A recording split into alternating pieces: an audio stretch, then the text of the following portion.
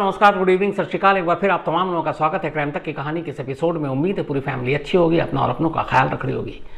आज कहानी का 1800 एपिसोड, 1800 मतलब एक नंबर है सिर्फ ये, और 1800 मतलब 1799 कहानी आप सुन चुके हैं। आज 1800वीं कहानी है, तो फिगर के हिसाब से ठीक है।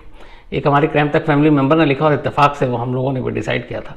बड़ी अच्छी लाइन है कि आज कहानी बालिग हो गई, क्योंकि 18 का आंकड़ा जुड़ा है। 18 साल में एडल्ट हो जाते हैं हमारे यहाँ, और 18 साल में आपको वोट देने का राइट भी होता है। 18 साल में आपको घर वाले भी मानते हैं कि अब बच्चा बड़ा हो गया या बच्ची बड़ी हो गई, अपने फैसले खुद कर सकती है। तो वही आज की कहानी का है, कहानी बालिग हो चुकी है। तो इस खास मौके पर मैंने सोचा कि आपको इन 1799 में से बहुत सारी कहानियाँ, वही खून खराबा, दुख, आंसू, आहें, गम, तकलीफ, पता नहीं क्या क्या सुनाई है। आज भी देखिए जंग जारी है, इंसान इंसान का दुश्मन है, मार रहा है। ईरान इजराइल में चल रहा है, उधर लेबनान में था, बाकी दुनिया में भी कहीं टेररिज्म है, कहीं आतंकवाद, कहीं क्रिमिनल गैंगस्टर। इस नफरत भरे माहौल के बीच में आज की जो कहानी मैं आपको सुनाने जा रहा हूँ वो एक माँ बाप की कहानी है। एक माँ बाप की जिसका एक जवान बेटा है, और उस जवान बेटे की मौत हो जाती है। अब उस बूढ़े माँ बाप को अपनी पूरी जिंदगी गुजारनी है उस बेटे के बगैर, सिर्फ उसकी यादों के साथ नहीं, बल्कि वो चाहते थे कि कुछ उसकी निशानी के साथ वो अपनी ज़िंदगी गुजारे। ये कहानी दिल को कचोटती भी है, रुलाती भी है, तकलीफ भी पहुंचाती है, और साथ ही साथ प्रेरणा भी देती है कि दुख तकलीफ के इस माहौल में भी, चाहे गम कितना बड़ा हो, एक इंसान जीने का कोई ना कोई रास्ता, आसरा ढूंढ लेता है। तो इस खास मौके पर मैंने इसीलिए सोचा कि आज आपको यही कहानी सुनाऊंगा। ये कहानी दिल्ली की एक फैमिली की है। एक परिवार, बहुत ही प्यारा परिवार। परिवार में माँ बाप और 3 बच्चे, 2 बेटियां और 1 बेटा। इस परिवार के मुखिया, जिनका नाम गुरविंदर सिंह, वो एक इंजीनियर थे। इंजीनियर के पोस्ट से रिटायर हो गए। उनकी पत्नी हरबीर कौर, और साथ में 2 बेटी और 1 बेटा था। बेटे का नाम प्रीत इंदर सिंह। 2020 की बात है, करीब 30 साल की उम्र हो चुकी थी। प्रीत इंदर सिंह अपनी पढ़ाई लिखाई के बाद अपनी नौकरी और अपने फ्यूचर के लिए अपनी जंग लड़ रहा था, लेकिन कुदरत को कुछ और मंजूर था। अचानक एक रोज़ जब उसकी तबीयत ख़राब हुई, फिर अस्पताल ले जाया गया, तो पता चला उसे एक अजीब बीमारी है। उस बीमारी का नाम था हॉजकिंस लिम्फोमा। ये एक तरह का हॉजकिंस लिम्फोमा, एक ब्लड कैंसर था। घर वाले सर गंगाराम अस्पताल ले गए, दिल्ली में ही है, नामचीन अस्पताल है। वहाँ डॉक्टरों ने चेक किया तो पता चला ये बीमारी है। अब ये हुआ कि कीमो होगा, बाकी इलाज होगा, लेकिन बीमारी खतरनाक, जिंदगी बचने की गुंजाइश कम थी। 30 साल के प्रीत इंदर की अभी शादी भी नहीं हुई थी, वो कुंवारा था, और अब उसने जिंदगी की शुरुआत की थी। इसके बाद घर वाले लड़की भी देख रहे थे, लेकिन तभी ये बीमारी दस्तक दे देती है। अब गंगाराम अस्पताल में इलाज चल रहा है। तभी एक रोज, चूंकि हालात पता थे और जो बीमारी थी ये भी पता था, घर वालों को भी डॉक्टर ने बता दिया था कि इसमें बचने की गुंजाइश कम है। तो 22 जून को इस बीमारी के बारे में पता चला, 2020। 27 जून की तारीख थी, 27 जून 2020। प्रीत इंदर सिंह और उसके माता पिता ने एक फैसला किया। उन्होंने कहा कि प्रीत इंदर सिंह का जो स्पर्म है, सीमन है, वीर्य है, वो बाकायदा फ्रीज करके हिफाजत से एक जगह रखा जाएगा, ताकि अगर कल को प्रीत इंदर सिंह की मौत हो जाएगी, जो लगभग तय था, तो उसी स्पर्म या वीर्य के जरिए प्रीत इंदर सिंह के बूढ़े माँ बाप उससे पैदा होने वाले उस बच्चे की शक्ल में प्रीत इंदर को देख पाए और अपनी जिंदगी काट सकें, बुढ़ापा काट सकें। 27 जून को ये स्पर्म प्रीत इंदर का राम मनोहर लोहिया, सर गंगाराम अस्पताल में फ्रीज करके रख दिया गया। बाकायदा उस पर पेपर साइन हुए जिस पर प्रीत इंदर सिंह के दस्तखत थे, उसके पिता गुरविंदर सिंह के दस्तखत थे, और इस स्पर्म को रखने की हिफाजत से फ्रीज करके, ताकि ये खराब ना हो, एक कीमत भी होती है, फीस, वो भी पिता को देना था। और ये डॉक्टर ने इसलिए 27 जून को किया क्योंकि उसके बाद कीमो शुरू होना था, और ये था कि अगर कीमो शुरू होने के बाद स्पर्म फ्रीज किया जाएगा या स्पर्म लिया जाएगा तो उसकी क्वालिटी ठीक नहीं होगी, ड्रग, मेडिसिन, बहुत सारी चीज़ों का असर होगा। तो इसीलिए कीमो से 5 दिन पहले ही प्रीत इंदर का स्पर्म लेकर सर गंगाराम अस्पताल में रख दिया गया, फ्रीज करके हिफाजत से। इसके बाद ये जून की बात है, 27 जून, जुलाई अगस्त तक इलाज चला और सितंबर के पहले हफ्ते में प्रीत इंदर की मौत हो गई। जवान बेटे की मौत से माँ बाप, पूरा परिवार टूट गया। हालांकि पिछले 2-3 महीने से उन्हें पता था कि क्या होगा, लेकिन एक उम्मीद थी, एक करिश्मे की उम्मीद थी कि शायद उनका इकलौता बेटा बच जाए, पर ऐसा हुआ नहीं। प्रीत इंदर की मौत हो गई। प्रीत इंदर की मौत के बाद परिवार कुछ दिन सदमे में रहा। इसके बाद माँ और बाप, हरबीर कौर माँ और गुरविंदर सिंह पिता, एक रोज़ सर गंगाराम अस्पताल पहुंचते हैं और कहते हैं कि हमारे बेटे का जो स्पर्म आपके यहाँ रखवाया था हमने फ्रीज करके, हमें वो दे दीजिए। इसलिए दे दीजिए ताकि हम उस स्पर्म को सरोगेसी के ज़रिए किसी सरोगेट को ढूंढेंगे। अब ये सरोगेसी से जो बच्चे पैदा होते हैं, और सरोगेट मतलब किसी के कोख में वो एग और बाकी चीज़ें डालेंगे और फिर बच्चा पैदा होगा।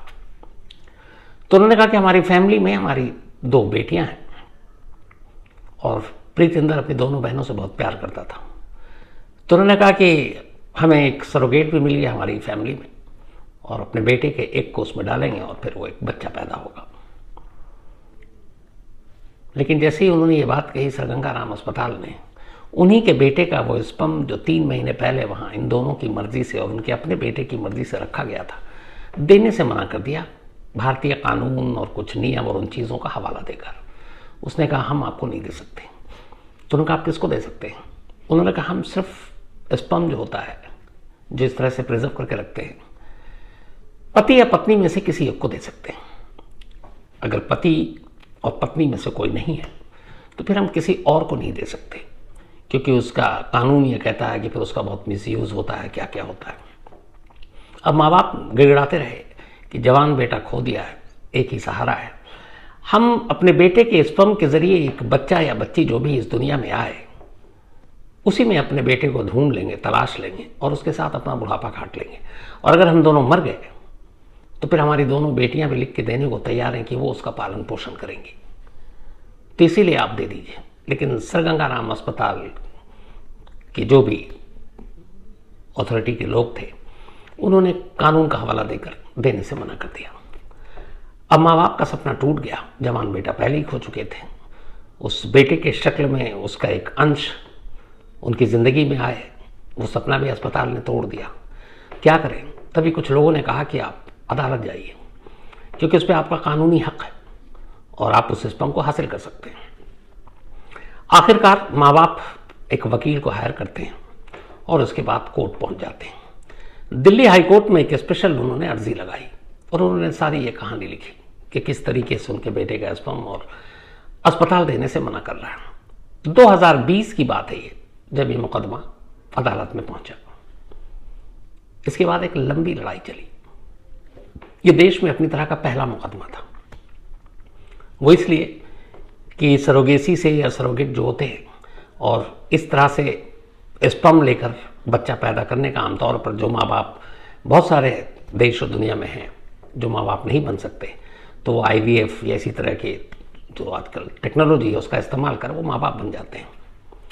तो पति पत्नी की कहानियाँ तो आई थी, लेकिन यहाँ कोर्ट में एक ऐसा मैटर आया है कि एक बेटा है जिसका स्पर्म एक अस्पताल में पड़ा है और अस्पताल दे नहीं रहा, और उस माँ बाप को अपने बेटे का वो स्पर्म इसलिए चाहिए ताकि वो अपनी विरासत को आगे बढ़ा सके, वो इस बेटे के अंश के रूप में अपने घर में उसी बेटे की झलक को महसूस कर सके, और अस्पताल उन्हें उनका ये हक नहीं दे रहा।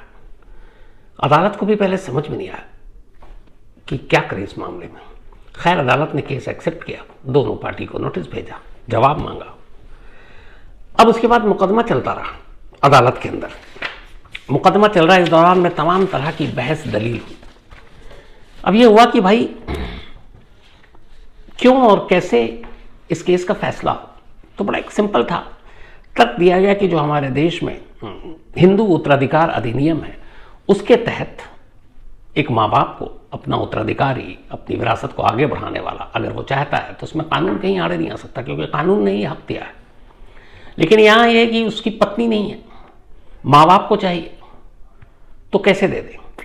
और हमारे यहाँ जो ये स्पर्म और इसको लेकर या फिर प्रजनन जो पैदा करने वाले बच्चों के लिए जो भी इस तरह का कानून है, इस तरीके से आईवीएफ या फिर स्पर्म के जरिए, वो ज़्यादातर उन लोगों के लिए जो माँ बाप कुदरती तरीके से माँ बाप नहीं बन सकते, तभी वो सरोगेसी के थ्रू या आईवीएफ के थ्रू जो भी टेक्नोलॉजी है उसके थ्रू वो माँ बाप बन जाते हैं। लेकिन यहाँ एक माँ बाप यानी कि अब एक तरह से वो दादा दादी हैं, क्योंकि उनके बेटे का जो स्पर्म है उससे जो भी बच्चा पैदा होगा, अब वो गुरविंदर सिंह और हरवीर कौर उसके दादा और दादी होंगे, यानी ग्रैंड पेरेंट्स। कोर्ट में ये भी बहस चला कि हमारे देश में जो कल्चर है उसमें ये है कि एक बच्चे को पालने में दादा और दादी का बहुत बड़ा रोल होता है, और ये कोई नई चीज़ नहीं है। माँ बाप वर्किंग हैं, वो चले जाते हैं, दादा दादी बुजुर्ग हैं, रिटायर्ड लाइफ जी रहे हैं, तो बच्चों की देखभाल करते हैं। कई मामलों में माँ बाप ज़्यादा प्यार दादा दादी को देते हैं, या बच्चे ज़्यादा दादा दादी या नाना नानी को प्यार करते हैं। तो ये सारी दलील चल रही है, अदालत सब कुछ सुन रहा है। इसके बाद ये हुआ कि भाई इससे पहले कभी ऐसा हुआ है क्या? सारे वकीलों की दलीलें भी चल रही हैं कि कभी इस तरीके से स्पर्म पेरेंट्स को दिया गया हो और जिस लड़के का स्पर्म है उसकी शादी नहीं हुई हो। तो कुछ ऐसे केस अदालत में रखे गए। इसमें कुछ ऐसे केस ये थे जो कुछ इंडिया के थे, कुछ बाहर के थे। एक केस था 2018 का पुणे का, एक 48 साल की महिला जो उसके एक बेटे को ब्रेन कैंसर था और जर्मनी में उसकी मौत हो गई थी। पुणे की ये महिला थी और 27 साल का वो बेटा था उसका। तो जब ये हुआ तो उसने उस बेटे का स्पर्म लिया और फिर खुद ही सरोगेट वो बनी लेडी, यानी अपने बेटे के स्पर्म को उसने खुद लिया और उसके बाद एक ट्विन पैदा हुआ था, एक जुड़वा बच्चा, और वहाँ के कानून और अदालत ने इसकी इजाज़त दे दी थी। तो ये अनोखा नहीं था। उसके बेटे की मौत के बाद जो स्पर्म था, माँ ने उस स्पर्म को खुद अपने कोख में लिया और फिर एक ट्विन को जन्म दिया। इसके अलावा न्यूयॉर्क में सुप्रीम कोर्ट में एक मामला आया था जिसमें एक रोड एक्सीडेंट में एक वहाँ का सैन्य आर्मी कैडेट था, एकदम यंग लड़का 31 साल का, उसकी मौत हो गई थी। जब उसकी मौत हो गई तो उसके माँ और बाप कोर्ट पहुँचे और उन्होंने कहा कि हमें अपने बेटे के लिए का सीमन चाहिए ताकि हम उससे अपनी विरासत को आगे बढ़ा सकें और हम उसकी निशानी को अपने पास रख सकें। न्यूयॉर्क की कोर्ट ने बाकायदा इसकी इजाज़त दे दी। तीसरा मामला इजराइल का था। गाज़ा में एक वॉर चल रहा था और उसी गाज़ा में वॉर के दौरान एक 19 साल का सैनिक, इजरायली सैनिक, उसकी मौत हो गई थी। तो उसकी माँ, उसने कहा कि मुझे मेरे बेटे का सीमन और मैं उससे बच्चा पैदा करूँगी उसका, ताकि हम उसमें अपने बेटे का रूप देख सकें।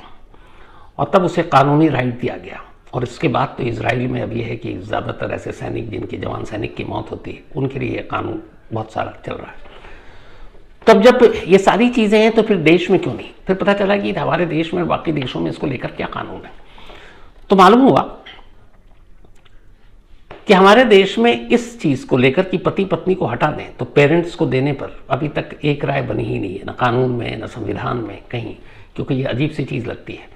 लेकिन इसके उलट अमेरिका, ब्रिटेन, जापान, चेक गणराज्य, इन देशों में इस तरीके से किसी की मौत के बाद बच्चा पैदा करने की अनुमति देना, इजाज़त देना उसके स्पर्म से, ये कानूनी राइट मिला हुआ है, आप कर सकते हैं। ऑस्ट्रेलिया में सिर्फ एक चीज़ रोक लगा कर किया है, वो ये कि अगर किसी की मौत हो जाती है और फिर उसके सीमन या स्पर्म से बच्चे पैदा करने हैं तो कम से कम उस मौत के गम से 1 साल के लिए आप उबर जाएं। जब 1 साल पूरा हो जाए तो फिर आप बेशक, आपका फैसला तब भी वही है कि हाँ करना है तो फिर आप कर सकते हैं। लेकिन वहाँ 1 साल का एक पीरियड, लॉक पीरियड होता है। इसके अलावा जो कुछ देश हैं, Italy, Sweden, Switzerland, France, Malaysia, Pakistan, Hungary, Slovenia जैसे देश, यहाँ पे ये बैंड है। यहाँ पर यह कि अगर कोई शख्स की मौत हो गई तो उसका स्पर्म लेकर, चाहे पेरेंट्स हो या उसकी वाइफ हो, कोई भी हो, बच्चे पैदा नहीं कर सकते। सीधा सीधा एक मरे हुए शख्स के स्पर्म को लेकर, चाहे वो जीते जी उसने पहले रखा हो, आप नहीं कर सकते। तो वहाँ पर इवन जो हमारे श्रीलंका है या नेपाल है, भूटान है, बांग्लादेश है, यहाँ के लिए तो खैर कोई कानून ही नहीं है। उन्होंने कभी लगा भी नहीं कि इन चीज़ों के लिए वो कानून बनना चाहिए, तो वहाँ कोई है नहीं। हमारे देश में मरने के बाद ऐसे सिचुएशन आए कि एक मरे हुए शख्स के स्पर्म और उससे कोई प्रेग्नेंट किया हो और उससे बच्चा पैदा हो, तो उसको लेकर कोई क्लियर कट है ही नहीं कानून में।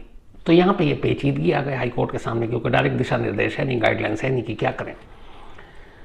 तो इसलिए मुश्किल आई। हालांकि इस पूरे मुकदमे के दौरान 2 देशों की बड़ी ज़बरदस्त एग्जाम्पल दिए गए, एक इजराइल और एक अभी यूक्रेन, जहाँ रूस के साथ पिछले 2 साल से जंग चल रही है, बहुत सारे सैनिक मारे गए। तो जितने यंग सैनिक मारे गए उनके माँ बाप की एक बहुत बड़ी तादाद है जो अपने बच्चों के स्पर्म या वीर्य को लेकर और उससे फिर वो विरासत को आगे बढ़ाने के लिए आगे आए। और बाकायदा वहाँ पे तो यूक्रेन में तो ये फ्री भी कर दिया गवर्नमेंट ने कि बिल्कुल कोई खर्चा नहीं होगा, सरकार खर्चा उठाएगी। ये सारी बहस हुई, दुनिया भर के देशों की चीज़ें सामने रखी गई। लेकिन अब जो सर गंगाराम के अस्पताल की तरफ से जो दलील दी गई, खासतौर पर कानून को रखकर और फिर हमारे सरकार की गाइडलाइंस की, गवर्नमेंट ऑफ इंडिया क्या कहती है, तो उसमें अलग अलग पॉइंट्स रखे गए। उसमें पहला पॉइंट ये था कि हमारे देश में जो सर गंगाराम अस्पताल ने भारत गवर्नमेंट को सामने रखकर कहा कि पत्नी के अलावा स्पर्म देने का कोई भी एक क्लियर कट न तो लॉ है, न कानून है, न डायरेक्शन है, यानी कि दिशा निर्देश को है ही नहीं। यहां तक कि एक अविवाहित यानी जिसकी शादी नहीं हुई है उसको भी कानून हमारे यहाँ मना करता है। अगर शादी नहीं हुई, मान लीजिए गर्लफ्रेंड बॉयफ्रेंड है या दोनों की अभी इंगेजमेंट भी हो गई लेकिन शादी नहीं हुई है, ऐसी सूरत में भी वो अगर माँ बनना चाहे उसके स्पर्म से तो कानून इसकी इजाज़त नहीं देता। तो मतलब हमारे यहाँ सिंपल सा एक कानून है कि शादीशुदा ही इस कानून के दायरे में आएगा और उसके स्पर्म का यूज़ उसकी पत्नी कर सकती है, उसके अलावा और कोई कर ही नहीं सकता। पेरेंट्स तो बहुत दूर की बात है, और अगर वो अनमैरिड है तो फिर कोई नहीं कर सकता। और ये पत्नी के लिए भी है ताकि उत्तराधिकारी को आगे बढ़ाया जा सके। लेकिन अगर पत्नी है नहीं, कुंवारा है, तो फिर आपके उत्तराधिकारी को आगे बढ़ाए, विरासत बढ़ाए, ऐसा कोई कानून था ही नहीं। पहली दलील ये दी गई। दूसरी दलील ये दी गई कि भारत में जो सरोगेसी कानून है ये सिर्फ और सिर्फ उन महिलाओं के लिए, उन माँ बाप के लिए जो बच्चे पैदा नहीं कर सकते और वो माँ बाप का सुख हासिल कर सकें, इसीलिए इस IVF या बाकी जो जरिया है सरोगेसी का, उसके लिए सरकार ने इजाज़त दी है। इसके अलावा इन्होंने जो एक और कहा कि किसी भी गैर शादीशुदा शख्स या उसकी गर्लफ्रेंड को हमारा जो आर्टिकल है प्रजनन प्रौद्योगिकी अधिनियम है वो रोकता है कि उसके माँ बाप को आप नहीं दे सकते, ये कानून में है कि मतलब सिवाय पति पत्नी के। अब ये सारी दलीलें देने के बाद अब सबसे बड़ी बात वो आई, वो ये कि क्या प्रीत इंदर ने अपनी मौत से पहले ये क्लियर किया था कि उसके स्पर्म का यूज़ उसके माँ बाप करेंगे उसकी विरासत को आगे बढ़ाने के लिए। सर गंगाराम अस्पताल की तरफ से ये तर्क दिया कि बिल्कुल ऐसा नहीं था और इसलिए स्पर्म हम उनके पेरेंट्स को नहीं दे सकते क्योंकि इसका यूज़ वो उसके लिए कर नहीं सकते। यहाँ पे सर गंगाराम अस्पताल की दलील कमज़ोर पड़ गई क्योंकि उसके खिलाफ जो पेरेंट्स के वकील ने तर्क रखा, दलील रखा, वो बहुत दमदार था। उनका पहला तर्क ये था कि जब प्रीत इंदर ने अपना स्पर्म दिया 27 जून 2020 को तो एक फॉर्म भरा था और उस फॉर्म में 2 सिग्नेचर थे, एक प्रीत इंदर के और एक उनके पिता गुरविंदर सिंह के। उस फॉर्म पे 2 नंबर थे, एक प्रीत इंदर के और एक उनके पिता के, फ़ोन नंबर भी लिखे थे। पहली चीज़ तो जब फॉर्म पे 2 लोग हैं तो इसका मतलब है कि दोनों सहमति थे। दूसरा, ये दलील ली गई कि प्रीत इंदर को पता था कि उसकी अब जिंदगी बचेगी नहीं, तो स्पर्म उसने यूं ही बेकार में नहीं दिया था। उसके देने के मकसद था ही यही था कि सरोगेसी के ज़रिए उसके माँ बाप शायद उसके रूप में उसकी झलक को देख सके किसी और बच्चे की शक्ल में, इसीलिए दिया था।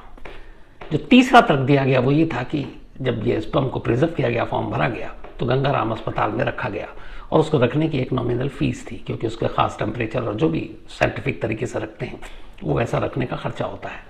वो सारा खर्चा लगातार बेटे की मौत के बाद अगले 4 साल तक, जब तक इस कोर्ट का फैसला नहीं आया, प्रीत इंदर सिंह के पिता गुरविंदर सिंह ने दिया। तो जब वो पैसा दे रहे हैं तो इसका मतलब है कि उस पर उनका कानूनी हक तो है ही है। तो ये सारी चीज़ें, जो एक और तर्क कि अगर इसको आप इसका इस्तेमाल आप किसी गलत काम के लिए करेंगे, इसका इस्तेमाल आप विरासत या फिर वारिस बनाने के तरीके से होगा, उसमें फैमिली में लड़ाई होगी, या फिर आप इसको व्यापार की तरह इस्तेमाल करेंगे कि बच्चा लिया और किसी को दे दिया बिन माँ बाप जो हैं, तो उस पर तर्क दिया गया। बाकायदा पूरी फैमिली की तरफ से एप्लीकेशन थी। हरवीर कौर और गुरविंदर सिंह जी की उम्र करीब 65 साल है और उनकी पत्नी हरवीर कौर जी की 60 साल। उन्होंने कहा कि देखिए अब हमारी पता नहीं उम्र कितनी है, लेकिन हमारी दोनों बेटियां और दोनों बेटियां जवान हैं और दोनों बेटियों ने कहा कि हमें अपने भाई से बहुत मोहब्बत है और हमारे माँ बाप को अपने बेटे से बहुत ज़्यादा प्यार था, तो उसका एक अक्स, उसका एक अंश हमारे घर में आया और हमारे इस विरासत को आगे ले जाए, इसके लिए हम कुछ भी करेंगे। दोनों बहनों ने कहा अगर हमारे बुजुर्ग माँ बाप को कुछ होता है तो हम लिख कर देते हैं, आपको अगर कुछ और चाहिए कि खर्चा कैसे होगा ये, हम सब कुछ देने को तैयार हैं अपने उस भाई के अंश को हासिल करने के लिए।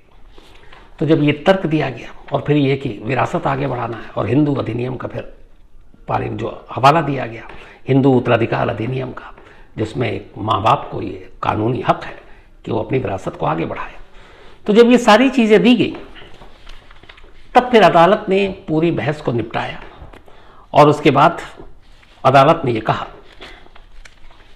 कि 3 ऐसी चीज़ें हैं जिसको देखकर मुझे लगता है कि इस केस को यूं ही ज़ाया नहीं करने देना चाहिए। पहला, जब प्रीतिंदर ने फॉर्म भरा तो उसे पता था कि वो अपना सीमन किसके लिए दे रहा है, अनजाने में उसने नहीं दिया था। दूसरा, प्रीत इंदर की कोई गर्लफ्रेंड भी नहीं थी, किसी से शादी फिक्स नहीं हुई थी, तो अगर उसकी कोई गर्लफ्रेंड होती या उसकी एंगेजमेंट हो चुकी होती और वो उसे पति का दर्जा दे देती उसके बाद भी, तो हम शायद उसको भी इसका मतलब वो उसकी अधिकारी होती, हम उसको दे सकते थे उसका सीमन। लेकिन उसकी ज़िंदगी में कोई लड़की थी नहीं, तो बचे माँ बाप, और माँ बाप को कानून संविधान ने राइट दिया है उत्तराधिकार अधिनियम के तहत। तो वो फॉर्म, वो साइन, वो 2 मोबाइल नंबर, वो सीमन रखने का खर्चा, और सबसे बड़ा इनका मोटिव, इनका मकसद कि वो अपने बेटे के उस अंश के ज़रिए अपने बुढ़ापे में उस बच्चे या बच्ची की शक्ल में अपने उसी बेटे प्रीतिंदर को देख देख कर बाकी की उम्र काटेंगे। इसलिए ये एक बहुत ही मानवीय पहलू है और कानूनी पहलू यह है कि इसका मिसयूज़, गलत यूज़ नहीं होगा। ये अदालत भी जानती है क्योंकि पूरा परिवार वैसे ही टूटा और बिखरा पड़ा है अपने जवान बेटे की मौत से। तो इसीलिए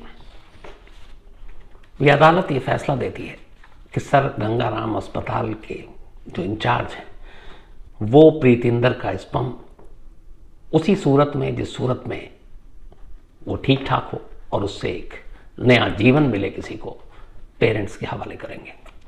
और अब पेरेंट्स के ऊपर है कि वो पेरेंट्स सरोगेसी के ज़रिए, IVF के ज़रिए, जो भी होता है, और कौन सरोगेट बनेगा। उन्होंने लिख कर दिया कि हमारी फैमिली की एक लेडी तैयार भी हो गई है, तो अब वो उसके ज़रिए ये करेंगे। अब ये अदालत का हुक्म आया, फैसला आया। हरबीर कौर और उनके पति गुरविंदर कौर 4 साल तक ये लड़ाई लड़ी। हरबीर कौर ने रोते हुए कहा था कि हमारा सब कुछ बिखर गया था, ज़िंदगी में सिर्फ अंधेरा था, लेकिन अदालत के इस एक छोटे से फैसले ने हमारी पूरी ज़िंदगी को उम्मीदों से भर दिया है। ऐसा लगता है कि शायद हमारा बेटा जल्दी एक बार फिर से बेटा या बेटी की शक्ल में हमारी गोद में होगा। वहीं उनके पिता ने कहा है कि मैंने अपने बच्चे के लिए पूरी ज़िंदगी दुआ मांगी, पर ऊपर वाला शायद इस बार कठोर निकला, दुआ कबूल नहीं हुई, उनके जवान बेटे को छीन लिया गया। लेकिन फिर ऊपर वाले ने अपना रहम भी दिखाया और एक दूसरे ज़रिए से अब उनका बेटा एक बार फिर से, जब बेटा या बेटी की शक्ल में उनके घर में होगा, और फिर से उनके घर में खुशियाँ नाचेंगी। माँ बाप दोनों खुश हैं और अब वो बाकायदा उन लोगों से कांटेक्ट कर रहे हैं जिनके ज़रिए प्रीत इंदर एक नए शक्ल, नए नाम के साथ दोबारा उसी घर में जन्म लेगा या जन्म लेगी। इस कहानी को सुनाने का मकसद मेरा एक ही था। मैंने बार बार कहा है कि इस दुनिया में कोई ऐसा रिश्ता नहीं है जिसके साथ जुर्म ना हुआ हो, लेकिन इस कहानी से हमें नसीहत ये भी मिलती है कि बेशक हर रिश्ते ने जुर्म किया हो, लेकिन हर रिश्ता सिर्फ जुर्म ही नहीं करता। कई रिश्ते हमें मिसालें देते हैं, कई रिश्ते हमें प्रेरणा देते हैं, और कई रिश्ते हमें बताते हैं कि रिश्तों की वैल्यू क्या है। यहाँ इंसान की जान लेने में हिचकता नहीं है, सोचता नहीं है। और यहाँ सोचिए कि एक जवान बेटे की मौत, 4 साल से एक माँ बाप की जंग, किस लिए? सिर्फ इसलिए कि एक बार उनका बेटा एक बार फिर से उनके घर में हो। और ऐसे कितने ही बेटों की ज़िंदगियाँ जो छीन ली जाती हैं, बेटियों की ज़िंदगियाँ छीन ली जाती हैं, जिन्हें ज़रा भी रहम नहीं आता। काश वो सिर्फ इस फैमिली से एक बार मिल लें, आकर हरबीर कौर से मिल लें, उनके पति से मिल लें, गुरविंदर सिंह जी से, या फिर प्रीतिंदर की कहानी सुन लें, एक बार उनके घर का चक्कर काट आएँ। मुझे लगता है शायद उनकी भी सोच बदल जाएगी, शायद इंसानों से उन्हें फिर से मोहब्बत हो जाए। ऐसी कहानियाँ सच में ज़िंदगी में बड़ी प्रेरणा देती हैं और लगता है कि ज़िंदगी ख़त्म नहीं हुई है, बहुत कुछ है अभी। तो इस पेरेंट्स को भी सलाम, और ऊपर वाला प्रीत इंदर के आत्मा को शांति दे, यही पूरी दुआ भी है मेरी। और जो माँ बाप ने सपना देखा प्रीत इंदर की शक्ल में एक नए बच्चे या बच्ची का, दुआ करता हूँ वो खुशी भी जल्दी आए, और वो सारे सपने जो प्रीत इंदर अधूरा छोड़ गया था एक नए शक्ल में उसके दादा और दादी फिर से वो देखें और पूरा होते हुए देखें। तो इन्हीं दुआओं के साथ आज कहानी में इतना ही, लेकिन कहानी खत्म करूं उससे पहले वही अपना सिलसिला। आज निराली का बर्थडे है। हमारे ऑफिस में एक हैं मनीष भाई, बड़े सोबर सज्जन इंसान। मतलब मैं अपने करियर में बहुत कम ऐसे लोगों से मिला हूँ जो जितना पैसा कमाते हैं उसका एक बहुत बड़ा हिस्सा सिर्फ किताबों पे खर्च करते हैं। किताब पढ़ने का बहुत शौक है, और नॉलेज, जब किताब इतनी पढ़ेंगे तो नॉलेज भी है। तो उनको क्राइम से लेके स्पेस तक की किसी भी टॉपिक पे आप बात कर लीजिए, मुझे लगता है सिवाय शायद बिजनेस छोड़ दूँ, क्योंकि कभी बिजनेस पे हमारी बात नहीं हुई, तो स्पोर्ट्स हो, क्रिकेट हो, सिनेमा हो, पॉलिटिक्स हो, म्यूज़िक हो, सिंगर हो, हॉलीवुड हो, बॉलीवुड हो, कुछ भी हो, सबकी जानकारी रखते हैं। तो उन्हीं की बेटियां हैं निराली, जिनका आज बर्थडे है। तो हैप्पी बर्थडे निराली। और कह रहे थे मनीष भाई की शायद इस बार अभी घर पे साथ बर्थडे मना लें, अगले साल पता नहीं, वो नीट वीट का एग्ज़ाम दे रही है, उसके बाद पता नहीं किस हॉस्टल में होगी, किस कॉलेज में होगी, किस शहर में होगी, किस देश में होगी, तो धूमधाम से बर्थडे। तो हैप्पी बर्थडे बेटा निराली। एंड मनीष भाई, नीतू भाभी, बहुत बहुत बधाई आप दोनों को, इन्जॉय। इसके अलावा हैप्पी बर्थडे अप्पा चंद जी। अप्पा चंद जी का भी आज बर्थडे, और ख़ास बात यह है कि आज 84 साल के हो गए हैं। तो पूरी क्राइम तक फैमिली मेम्बर की तरफ से हैप्पी बर्थडे अप्पा चंद जी। आप हमेशा अच्छे रहें, सलामत रहें, और जल्दी आप सेंचुरी भी पूरा करें। हमारी टीम जो है वो तो सेंचुरी बना नहीं पा रही है, आज फिर हार गए, लेकिन मेरी ऊपर वाले से दुआ है आप बिल्कुल सेंचुरी मारेंगे। और ये भेजा है एलेक्स वर्गीस जी ने, सिल्विया और शिबू, और इन लोगों ने लिखा है कि जो अप्पा चंद जी हैं 84 साल की उम्र में ये कहानी सुनते हैं, और वो मेरा नाम उन्होंने जो रखा हुआ है वो नाम रखा है शम्स सहीर खान। वैसे आप नहीं, और भी बहुत सारे लोग बोलते हैं, तो कोई बात नहीं, प्यार से आप जो भी पुकारेंगे दिल से उसको कबूल करूंगा। Thank you so much.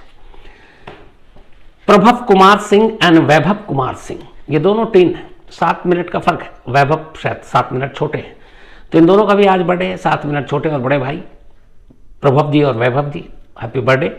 और भेजा है एडवोकेट शशि देव अकोला ने, लखनऊ हाई कोर्ट में है। साहिल रजा सब मुल्ला, इनका भी आज बर्थडे है, तो हैप्पी बर्थडे साहिल साहब। और ये भेजा सद्दाम हुसैन रजा सब ने। इसके अलावा अमिता दात सेना, इनका भी बर्थडे है, तो हैप्पी बर्थडे अमिता जी। और ये भेजा है नरसिंह सिन्हा एंड लेखानी सिन्हा ने। साथ ही विकास सैनी उर्फ विकी पाजी, इनका भी आज बर्थडे है, एक विकी पाजी हमारे यहाँ भी है, तो हैप्पी बर्थडे विकी पाजी। और ये चिंकी एंड करण भाटिया जी ने भेजा है। डॉक्टर बायजू झा, इनका भी आज बर्थडे है, तो हैप्पी बर्थडे बायजू झा साहब, ये नेपाल में है। डॉक्टर कामरान अंसारी ने भेजा है नेपाल से। हर्षित का भी आज जन्मदिन है, तो हैप्पी बर्थडे हर्षित। और ये प्रवीण कुरुक्षेत्र, उनके बेटे हैं हर्षित। मारिया, इनका भी आज जन्मदिन, हैप्पी बर्थडे मारिया। और ये रीटा मेंडोजा, फिर से गलत बोल रहा हूँ, रीटा मेंडोजा उनकी सिस्टर है। तो कहानी में आज इतनी ही, और न्यूजीलैंड भारत के मैच के बारे में कोई बात नहीं करूँगा, क्योंकि बात करने के लिए कुछ है नहीं। अब आपसे मुलाकात होगी सैटरडे को, सैटरडे तो है ही, मंडे को। हाँ, कल संडे को आज तक पर आते 11 बजे क्राइम कहानियाँ विद शम्स, जो लोग आज तक देखते हैं देख सकते हैं 11 बजे। लेकिन क्राइम कहानियाँ में अब आपके साथ क्राइम तक पर मंडे रात 9 बजे किसी नई कहानी के साथ मुलाकात होगी। तब तक अपना और अपनों का ख्याल रखिएगा। और अगले हफ्ते तो पूरा फेस्टिव सीजन शुरू है, माहौल अभी से बन चुका है, तो आप सबको ये त्यौहार बहुत बहुत मुबारक। शॉपिंग कीजिए, खरीदारी कीजिए, एंजॉय कीजिए, और गरीबों का भी ख्याल रखिए। उनसे अगर उनकी कुछ मदद हो सके ज़रूर कीजिए, ताकि उनके घरों में भी अच्छे से त्यौहार मन सके। तो इन्हीं दुआओं के साथ मुलाकात होगी मंडे रात 9 बजे। Thank you very much.